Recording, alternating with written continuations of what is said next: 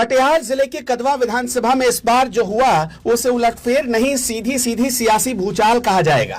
10 साल से कदवा के बादशाह बने बैठे कांग्रेस के शकील अहमद खान को हराकर दुलाल चंद गोस्वामी ने ऐसे धमाकेदार अंदाज में वापसी की कि पूरा बिहार देखता रह गया। ये वही दुलाल चंद गोस्वामी है जो बलरामपुर से कभी विधायक बने, फिर नीतीश सरकार में मंत्री बने, फिर कटिहार से सांसद बने।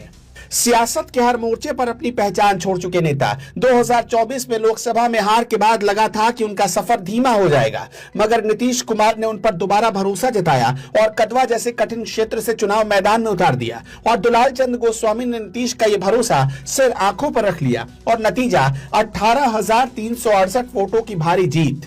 कदवा सीट पर मुकाबला आम नहीं था, यह शांति की लड़ाई नहीं, प्रतिष्ठा की लड़ाई थी, क्योंकि सामने थे कांग्रेस के सबसे करीबी राहुल गांधी और प्रियंका के चहेते नेता 10 साल से लगातार विधायक शकील अहमद खान। उन्हें कदवा में मजबूत माना जाता था, उनका जनाधार अटल माना जाता था और यह भी कहा जाता था कि कदवा में अगर कोई नेता अपनी पकड़ से जीत ला सकता है तो शकील।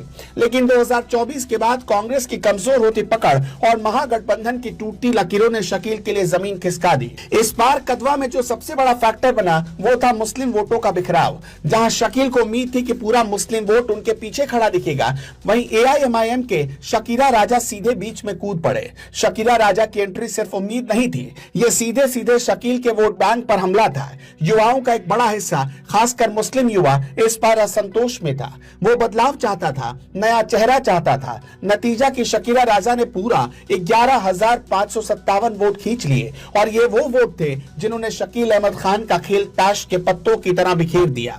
जब वोटों की गिनती सामने आई तो दुलाल चंद गोस्वामी को 99,274 वोट मिले, शकील अहमद खान को 80,906 और शकीला राजा को 11,597। तभी साफ हो गया कि यह चुनाव दुलाल चंद गोस्वामी ने सिर्फ अपनी पकड़ से नहीं जीता, ये जीत मुस्लिम समुदाय के अंदर फैले असंतोष, कांग्रेस के खिलाफ बढ़ती नाराजगी और महागठबंधन के अंदरूनी टूट की देन थी।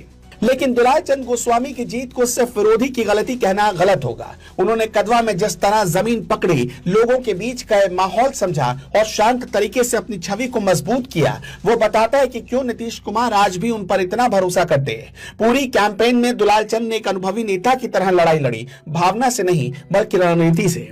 इधर शकील अहमद खान की हार सिर्फ एक हार नहीं, कांग्रेस के लिए बड़ा झटका है। 10 साल से जिस सीट पर शकील का साम्राज्य था, उस साम्राज्य का गिरना बताता है कि कांग्रेस की पकड़ अब जमीन पर लगातार टूटती जा रही है।